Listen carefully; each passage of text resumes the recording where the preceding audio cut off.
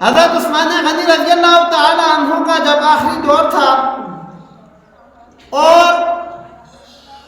آپ رضی اللہ تعالی عنہ کی خلافت میں فتنہ شروع ہوا، خارجیوں نے حضرت عثمان غنی رضی اللہ تعالی عنہ کے خلاف بغاوت کی، تو حضرت امیر معاویہ رضی اللہ تعالی عنہ ملک شام سے آئے اور آ کر عرض کرنے لگے کہ امیر المؤمنین آپ میرے ساتھ ملک شام چلیں، وہاں ہم آپ کی حفاظت کریں گے اور وہاں پر ہر بندہ آپ کا حکم بھی مانے گا۔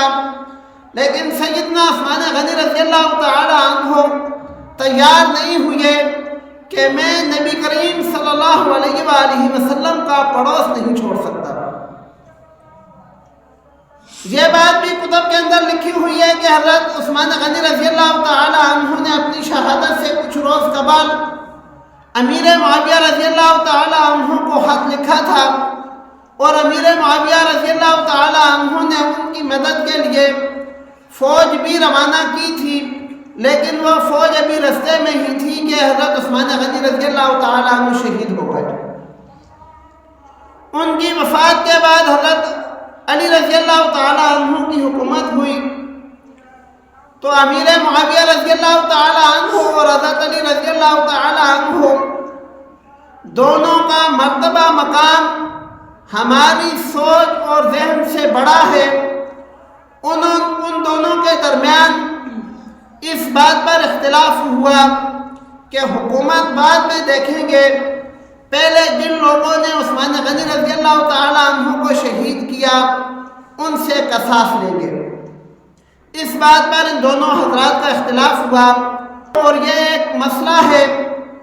کہ جن مسائل کے اندر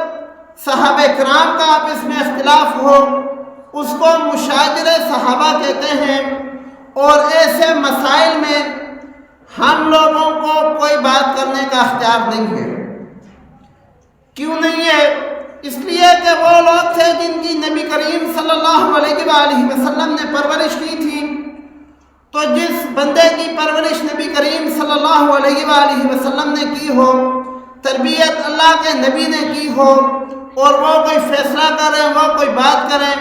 تو مجھے اور آپ کو اختیار نہیں ہے کہ ہم اس میں اپنی رائے دیں۔ اس لیے علماء نے یہ اصول لکھا ہے کہ جہاں پر بھی صحابہ کرام رضوان اللہ تعالی علیہم کا آپس میں کسی بات پر اختلاف ہو، وہاں امت پر یہ واجب ہے کہ وہاں پر سکوت اختیار کرے، خاموش ہو جائے۔